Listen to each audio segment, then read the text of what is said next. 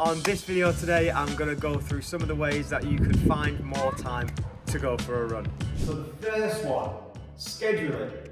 If you tell people you're going to do something at a certain time, it's very rare that people will try and interrupt that. If you share that you're doing this thing at this moment and you plan ahead, you're able to do the thing that you plan. It's only when you don't schedule it or don't plan it, do other people, do other things take over, and then you don't end up doing the run. The second thing is, wake up earlier. If you don't fit your running, you don't fit your training in, just wake up an hour early. I know some people that might mean waking up at 4 or 5 o'clock because your day and your work schedule doesn't allow for it, and then afterwards you have maybe family commitments. But if you woke up an hour early, you can definitely do it. It would also help you sleep better at night time as well, if you got up a bit earlier.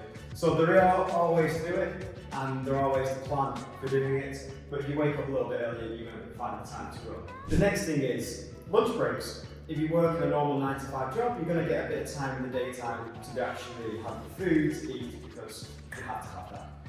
If you eat when you work and then do your run in your lunch break, you're combining those two things. You don't need to have an hour sitting looking at food. You'd rather spend an hour having a shower and doing a half an hour run, 15 minutes either side of that.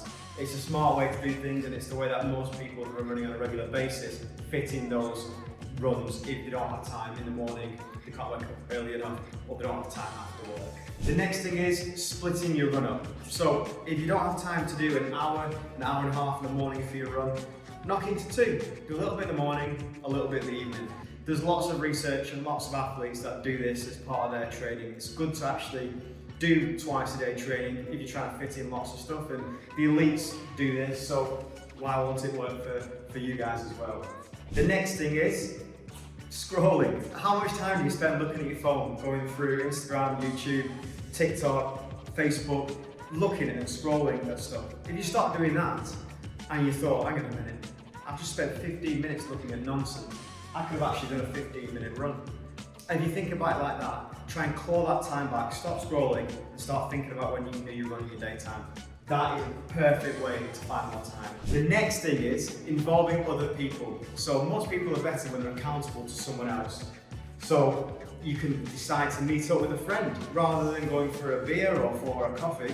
Why don't you go for a walk together or a run and plan that fitness in advance?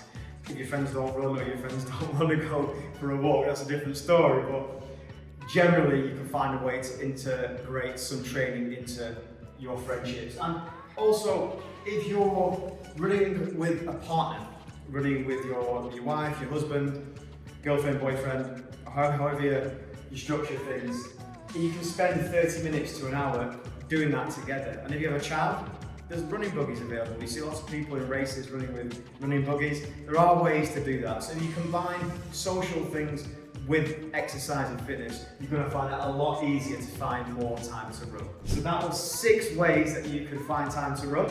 I'm at Matt Woody Wood on all the channels, and you're going to find out more about Run Through, check out runthrough.co.uk.